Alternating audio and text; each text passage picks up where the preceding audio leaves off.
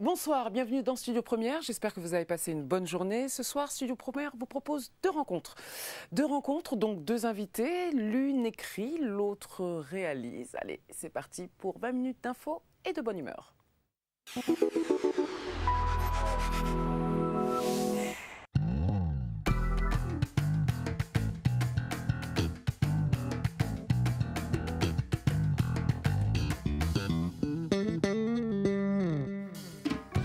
Voilà, et cette première rencontre, première invitée, c'est avec plaisir que je reçois l'écrivain Doris Dumabin. Bonsoir Doris. Bonsoir. Ça va? Oui. Bon, je peux dire la vérité aussi, collègue de travail aussi. Allez, mais bon, avant tout, là, ce soir, en tant qu'écrivain, pour ce premier roman sorti, Oui, on parlera du reste après, Kamraal.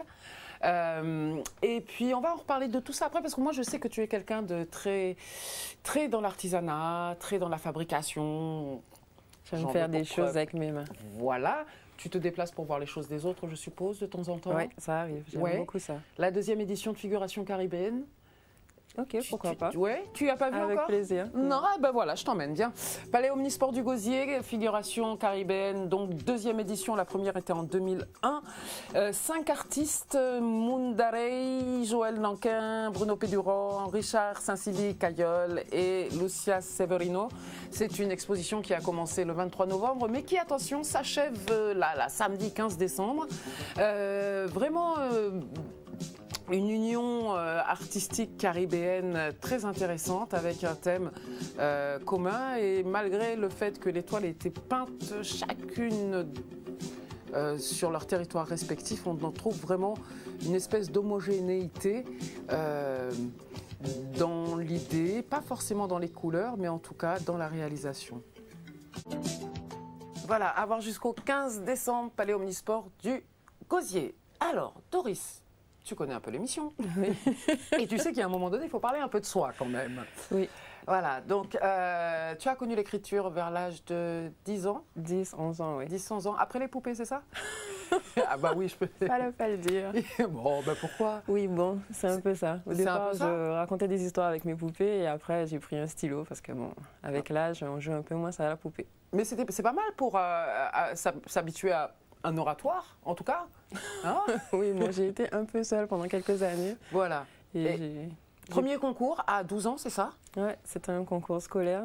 Donc c'était... Sur un lycéen qui avait des pouvoirs magiques.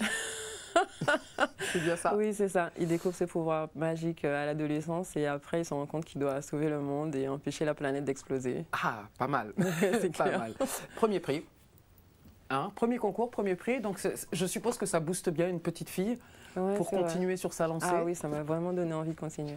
Et alors à ce jour, moi je suis assez impressionnée quand même. Hein. 9 nouvelles, oui. 9 autres qui ne sont pas achevées, dont une à demain je crois. En fait, j'ai beaucoup d'idées, donc je campe mes idées, j'écris 1 ou 2 feuilles et après je me dis je vais les finir après et parfois... c'est pas toujours facile de tout finir. Voilà. La preuve, j'en veux 4 romans en sommeil. Oui. Il faut le faire. Et enfin, l'arrivée de Kamraal. Voilà. La réalisation, le premier né, on pourrait dire. Le plus abouti, ouais. Le plus abouti. Science-fiction. J'aime beaucoup la science-fiction. Apparemment. Ah oui, j'adore ça. J'aime le fantastique. Je vis science-fiction. Je pense science-fiction. Donc, j'écris science-fiction. C'est mieux. Comme ça, je peux écrire tout ce que je veux. Pourquoi? C'est peut-être un moyen d'évasion plus sécuritaire, plus... Ben, on peut dire plus de choses quand c'est ailleurs que quand c'est... C'est exactement ça. Mes personnages peuvent voler, ils peuvent passer à travers les murs, ils peuvent...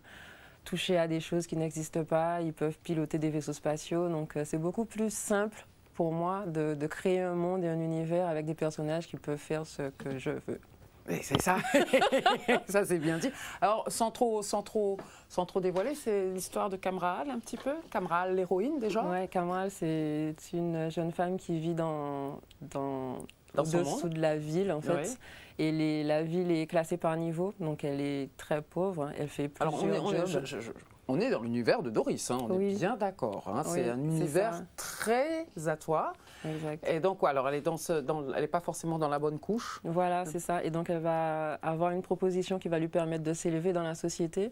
Et à travers cette proposition, elle va aussi pouvoir changer son monde et faire en sorte que les gens des sous-classes puissent vivre mieux. D'accord. On va écouter un petit morceau de lecture. Ouais, pourquoi pas. Et puis on en parle. C'est parti. Ces bruits se livraient une bataille discordante en un véritable affrontement de consonances. Néanmoins, dans cette mêlée polyphonique, aucun phonème n'émergeait véritablement, juste le perpétuel vacarme de la ville.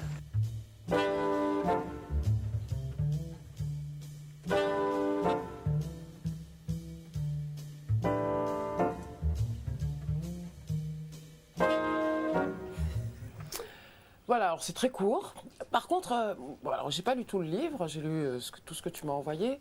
Beaucoup de descriptions, énormément de détails, partie de description. Ça me fait presque penser au roman historique, dont je crois que tu es friande. Ouais, j'adore ça. Pas loin de Dostoïevski dans on remue les choses, on les prend, on les nomme, on les renomme. C'est ton rythme? Mais en fait, je vois des pièces et au fur et à mesure où je rentre dans la pièce, j'ai envie de décrire exactement ce que je vois. Donc, ce que je découvre, si ça commence par le sol, si ça commence par des odeurs, je découvre tout. Enfin, je découvre aussi. Tu découvres et tu narres. Et voilà, et j'explique ce que je découvre dans mes visions, entre guillemets. D'accord, d'accord. Alors, on va pas trop en dire sur Kamrahal, hein. Maintenant, il faut le trouver, Kamrahal. Justement, des choix de supports différents. Ton premier choix, il est sur Internet. Oui, c'est ça. J'ai préféré éditer d'abord sur Internet pour voir un peu comment ça se passait et comment le livre était reçu sur la toile. Par mais les aussi, internautes, ouais. Voilà, par les internautes. Et donc, c'est un roman qu'on peut se faire poster en livre, mais aussi télécharger. D'accord, ok. Alors, je suppose qu'il y a un souci également financier, forcément? Non? Non. Pas du tout. Oh bah mince, c'est bien la première simple. Non. Ah bah c'est intéressant. C'est très simple parce que j'ai téléchargé mon fichier et après je m'occupe de rien. Donc le site s'occupe de tout, ils font la facturation, ils font l'impression. Non, moi je parlais du papier, de la version papier du livre. L'édition en version papier en distribution, je suppose que ça a un coût très élevé et qu'on est un peu comme sur les plateformes musicales où enfin la lecture elle est accessible à tous. Mm-hmm. Mais on ne parle pas que des lecteurs, on parle surtout des artistes. Oui, c'est vrai qu'il faut d'abord investir avant d'avoir des retombées. Voilà. Ta rencontre avec le public? Plusieurs signatures déjà, tu en as eu plusieurs, le 13 novembre, tu en as eu une le 1er décembre, une le 8, une qui va arriver le 15. Voilà. En général, la perception des gens? Ça se passe très bien, ils sont très curieux, ils ont envie de savoir ce que je raconte. Un livre de science-fiction écrit par une Guadeloupéenne, c'est un peu... la chose bizarre qui arrive, donc c'est vrai qu'ils sont très intéressés et c'est bien de pouvoir échanger. Tu aimes les documentaires? Est-ce que tu aimes les documentaires? Oui, j'aime beaucoup ça. Pourquoi ça ne m'étonne pas? Je ne sais pas. Mais j'aime la télé. Et en tout cas, nous appelons tout de suite notre deuxième invité, Frédéric Forêt, donc réalisateur du documentaire Guadeloupe en Argonne. Voilà donc Frédéric, bonsoir. Bonsoir. Ça va bien? Ça va, ça va. Vous connaissiez? Pas du tout. Mais alors pas du tout, c'est bien, c'est ça les rencontres, hein, en même temps, c'est fait pour ça. Tu lis, je suppose? Oui, bien sûr. Tu lis sur support numérique? Moins, mais on s'y met, forcément. On s'y met, ouais. Voilà, alors Frédéric, lui, il est là justement pour ce documentaire qui sera diffusé jeudi sur Guadeloupe Première, Guadeloupe en Argonne. Alors forcément, hein, quand j'ai vu le titre, je me suis dit... Ah bon, Argonne, je vois à peu près où c'est, la Guadeloupe. Et justement, on va en reparler tout à l'heure. Moi, j'ai une question d'abord.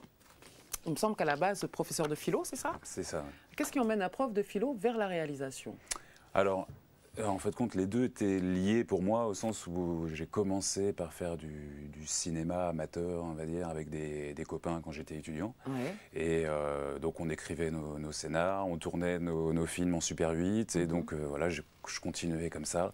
Et bien entendu, il fallait faire des études en même temps. Je faisais des études de philo. Et donc, voilà, les deux se sont construits un peu Cela dit, en parallèle. C'est pas du tout incompatible. Hein, la philo, la réalisation... Les deux peuvent être, les deux pour moi vont vraiment ensemble et puis on peut voir la philo comme un art, on peut voir le cinéma comme un art. On va s'arrêter au cinéma. Alors le projet Guadeloupe en Argonne, pardon, j'ai un petit peu de mal. Le projet Guadeloupe en Argonne, il t'a été présenté par Cyril Wardy, c'est ça? C'est ça. Ouais. Qui est producteur donc de ce documentaire. tu avais le choix de refuser, je suppose. Qu'est-ce qui t'a motivé? En fait, ça faisait quelques temps quand même que je travaillais avec Cyril Bordy, donc Extérieur Jour. Et on avait fait pas mal de films ensemble, de pubs. Et puis, il y avait une relation qui s'était tissée. Ouais. Et c'est vrai, quand il m'a parlé de ce projet-là, il me raconte, donc c'est Jean-Claude Montantin, qui est donc le président de l'Ordre national du mérite au niveau de la Guadeloupe, voilà, qui lui avait parlé de cette histoire-là, parce qu'il revenait de ce village de Neuville en Argonne. D'accord. Et donc Cyril me parle de cette anecdote historique, a priori, en me disant, tiens, est-ce que tu crois, moi j'ai l'impression qu'il y a matière à faire un documentaire, est-ce que tu crois, est-ce que tu es d'accord avec moi déjà, est-ce que tu te sens de le faire?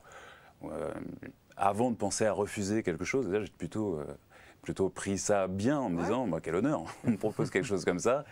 Mais évidemment, il faut quand même se lancer que dans des choses dans des choses qu'on peut faire, dont on se sent en adéquation avec et tout ça. Donc du coup, je me suis un petit peu penché sur l'événement que je ne connaissais absolument pas. Et puis, je me suis dit qu'effectivement, au-delà du côté simplement historique, au-delà de la petite histoire historique, je me disais qu'il y avait quelque chose de plus grand que ça. Ah oui, on est presque dans une histoire universelle, là. On pourrait peut-être adapter, presque une histoire universelle. Et d'ailleurs, presque un devoir de transmission, je dirais. De transmission et pour les nouvelles générations. Enfin, déjà, même nos générations, on ne savait pas trop bien. Moi, je pense que les gens, là, ils nous écoutent parler. On a donné le titre. On va peut-être donner l'idée de la chose, ce qui sera déjà bien. Un court extrait de Guadeloupe en Argonne. Et puis, on commente après.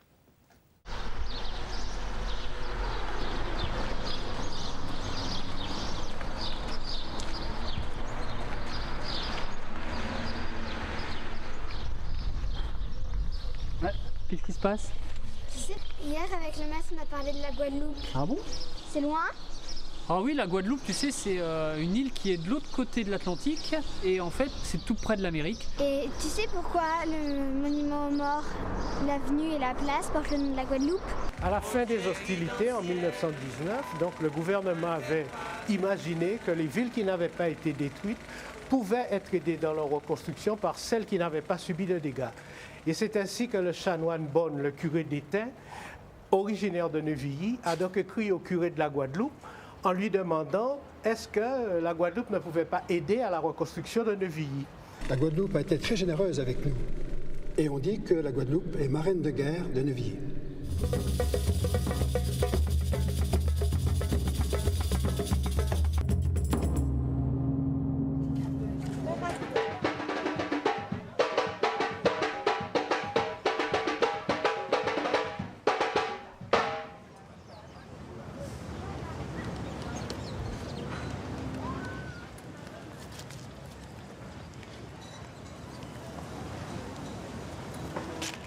Bon, on y va? Voilà, un pan de l'histoire antillaise, mine de rien, quand même. Complètement, bien sûr. Qu'on rétablit. Enfin, rétabli, non, redévoilé, restauré ou remis en avant, ou révélé. Voilà, c'est ça, c'est le bon mot. Révélé par vous. Qu'est-ce qui a été le plus difficile à mettre en place dans la fabrication de ce documentaire?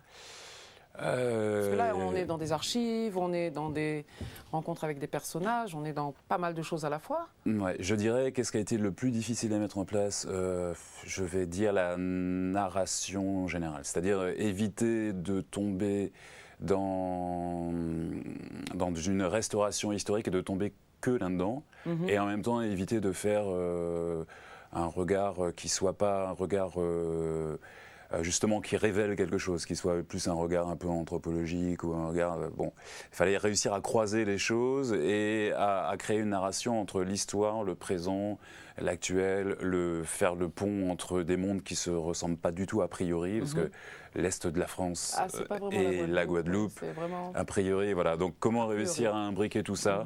Je dirais le présent, le passé, l'ici et l'ailleurs. Enfin, c'était un peu ça. Je dirais que c'était peut-être le plus dur, mais en même temps, c'était le pari le plus sympa. Voilà. Ouais, je veux bien croire. Doris, camarade, en image? Non, ça arrivera. Est-ce que ça peut être un cheminement dans ta tête? Ah oui, j'aimerais bien. Ah. J'aimerais bien que James Cameron m'appelle un jour.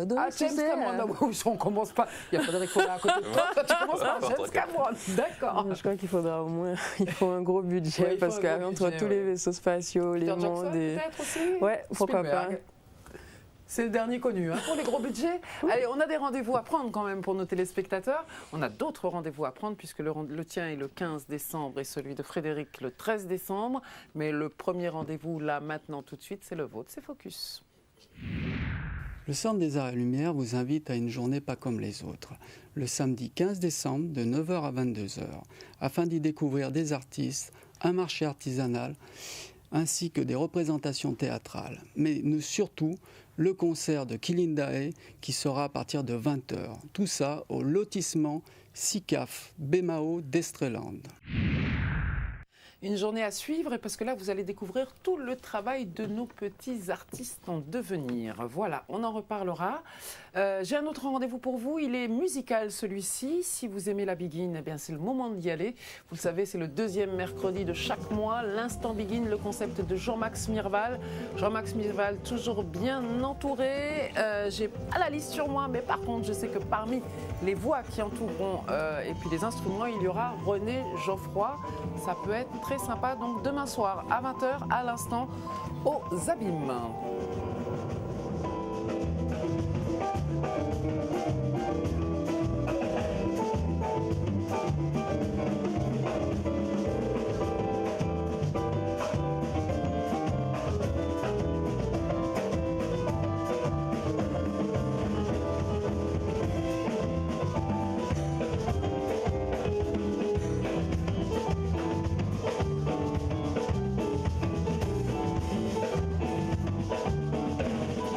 Voilà, la suite demain soir. Pas mal, hein Alors, ben voilà, c'est presque fini. Hein, ça va très très vite dans cette émission-là.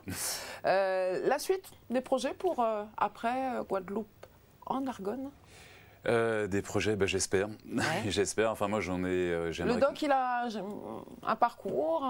Je ne sais pas. Est-ce qu'il passera par le FEMI? Est-ce qu'il est déjà passé? Parce qu'il est de 2009 quand même, hein, c'est ça? Le documentaire? Ouais, non. Ah non, il vient de. Il vient de se ben terminer, voilà, ça y est, il fallait bien que je fasse une bourde ce soir. Hein, elle est là. Tout beau.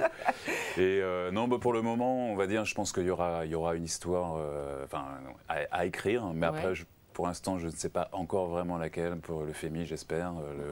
D'autres festivals, j'espère. On va voir. D'accord. En tout cas, le rendez-vous fixe et sûr, c'est jeudi. Voilà. Sur Guadeloupe Première, forcément, à 20h10. Et puis, alors, toi, tes prochaine signature. Ce samedi 15, de 10h à 13h au Lamentin. Au Lamentin au Moule. Ah bon, il me semblait bien. Alors du coup, elle va me perdre. Au Moule, par contre, la librairie Point lire au Moule, à Damancourt. Voilà, d'accord. D'autres après? En fait, là, je suis en train de travailler sur un recueil de nouvelles de tout ce que j'ai déjà écrit. Donc, j'essaie de remanier pour faire sortir un peu des choses que j'écris de l'historique, j'écris du contemporain, j'écris du surnaturel. Donc, essayer de montrer un peu un éventail de tout ce que je sais faire. Tu écris de l'historique aussi, donc on n'est pas compté. Est-ce que l'historique chez toi a un côté science-fiction ou bien on est vraiment dans des histoires comme peut nous raconter Frédéric? En fait, c'est plus du XVIIIe siècle ou des choses comme ça. J'aime bien le parler d'antan, j'aime bien les gentlemen, D'accord. La courtoisie d'antan, etc. Ok. Bon, tu nous tiens au courant, alors ce sera plus simple. Merci à tous les deux, c'était un plaisir. Merci. Demain, Studio Première spécial Îlot Jazz, nous recevrons Jocelyne Daril, directrice des politiques culturelles de Cap Excellence, et le parrain de cette manifestation, le grand batteur, le grand Billy Cobham. Alors en attendant, prenez soin de vous. Rendez-vous demain, même heure, même lieu. Ciao!